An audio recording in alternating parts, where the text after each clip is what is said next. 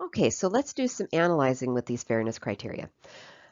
First off, a particular voting system is considered fair in a particular election if it does not violate any of the four fairness criteria. All right, so it has to not violate any.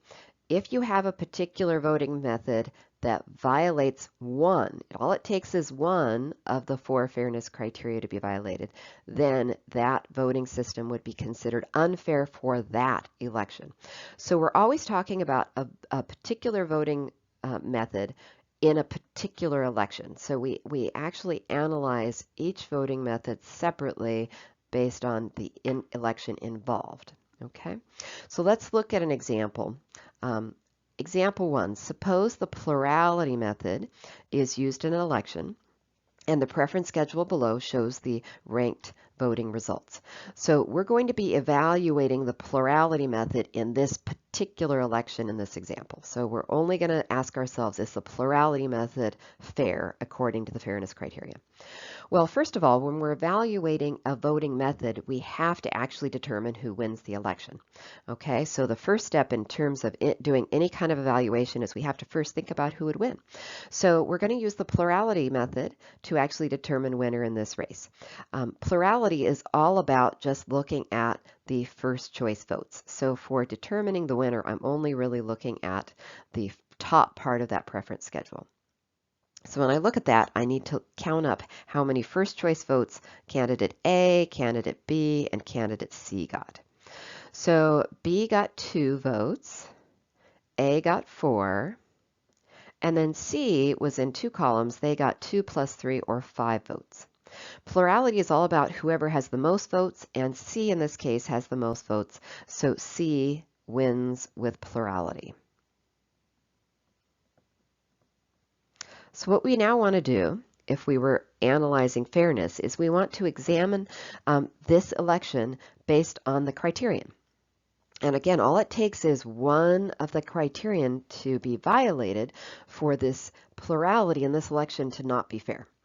So let's start with the first one, the majority criterion. And as a little reminder, I put in what the majority criterion is as a reminder.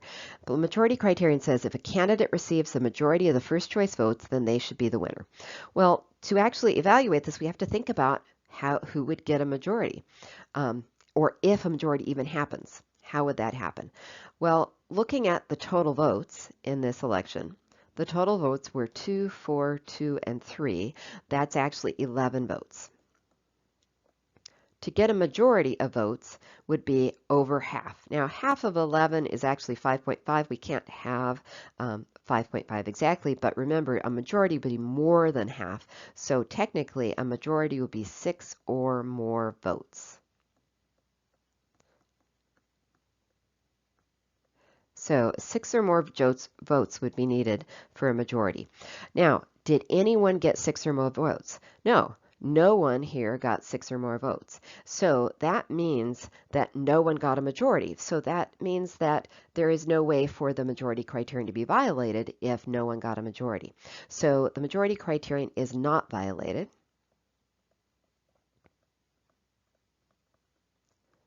In this example. So we're safe so far. This plurality method so far is fair because the first criteria we have looked at, the majority criterion, is not violated. Now, sometimes people want to misinterpret this criterion and they want to say, well, nobody got a majority, therefore it was violated. That's actually not how this if-then statement on the majority criterion works. Remember, an if-then statement is still true if the if part is false, and that's what we have here. No majority. We have no majority in this case, and if you have no majority in this particular example, that means that all bets are off. The if part is false, so it doesn't matter who the winner is if there is no majority. The majority criterion is just about if a loser of the election wins a majority, you've got a problem. Since there is no majority, majority criterion is not violated. Let's look at the Condorcet criterion next. The Condorcet criterion says that if a candidate wins all their pairwise battles, and one thing I really want to emphasize here is this says all of their pairwise battles, then they should be the winner. So it's not just about winning the most pairwise battles. It's if a candidate wins all of their pairwise battles, they should be considered the winner. So to actually analyze whether this criterion is violated or not, we have to look at all the pairwise battles. So there are three candidates here. Let's start with A. A would go up against B. A would also go up against C, and then you need B to go up against the other candidates, and B has already been up against A, so B goes up against C, and that's it. Turns out with three candidates, there's only three battles, head-to-head battles. So let's evaluate each of those. I'm going to go back up to the preference schedule and kind of erase my markings there. Now remember, when we evaluate battles, we're looking at who's higher in the preference schedule, and we're going to count up all the votes for the individual battles. So in this first column, B is higher than A, so B gets 2 votes. In the second column, A is higher than B, so A gets 4 votes. In the third column, A is again higher than B, so 2 more to A. And then in the last one, B is higher, so B gets 3 votes. And when we compare that, A actually has more votes than B, so A wins that head-to-head battle. Then we have to do the same thing for the other two battles, A versus C. So A versus C, in the first column we have 2 votes. A is above C, so A gets those 2 votes. And then the second column, A gets those 4 votes because A is higher than C. In the next 2 columns, C is higher, so 2 and 3 votes, that's 5 votes for C. But as we can see, A had 6, so A wins. So far we have A winning 2 of the battles. Continuing on, looking at B versus C, going back to the first column of 2 votes, B is above C, so B gets those 2 votes. In the next column, B is still above C, so B gets those 4 votes. In the next 2 columns, C is at the top, so C gets those 5 votes. And so that means that B, with 6 votes, actually wins that. All right, when we look at these 3 candidates, what we want to think about is, did any of the candidates win all of their battles? B won 1 of their battles, C didn't win any, A won both. A won both their battles. Candidate A won all their battles.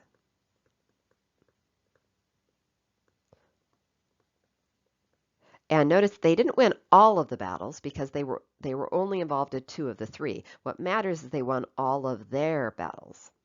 All of the battles they were involved in. In other words, if A goes up against either of the other 2 candidates, they will win if they're going up against them by themselves.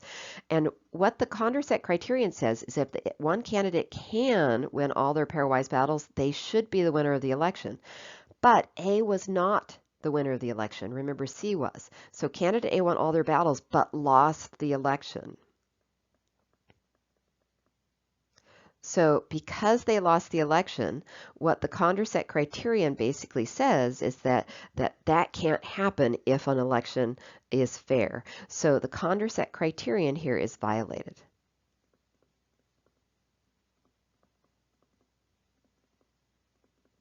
And as soon as we have a violation of a criterion, one of the 4, then we can actually say that this particular voting method, so in this case plurality, for this election is not fair. Okay, it violates the fairness criterion. So plurality in this particular election is not fair. Now keep in mind that doesn't mean plurality is unfair in every election. It means that it's unfair in this particular election. And what it points out is that plurality is not always fair. Okay, it may be fair in some elections, but not in all. And we've just seen an example where it's not fair.